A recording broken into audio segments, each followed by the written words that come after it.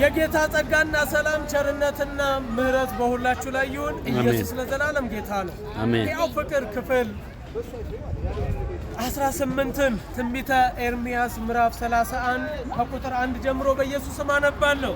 አሜን። በዛም ዘመን ይላል እግዚአብሔር ለእስራኤል ወገኖች ሁሉ አምላክ እሆናቸዋለሁ እነርሱም ሕዝብ ይሆኑኛል። አሜን። ሃሌሉያ። እግዚአብሔር ይላል አሜን። እስራኤል ማረፊያ ሊሆን እስራኤል ማረፊያ ሊሻ በሄደ ጊዜ ከሰይፍ የተረፈ ሕዝብ በምድረ በዳ ሞገስን አገኘ። አሜን። ሞገስን አገኘ። አሜን። ሞገስን አግኝተን ነው የምንሰብከው። ቁጥር 3 እግዚአብሔር ከሩቅ ተገለጠልኝ እንዲህም አለኝ በዘላለም ፍቅሬ ወድጄሻለሁ ስለዚህ በቸርነት ሳበውሽ ስሙ ይባረክ።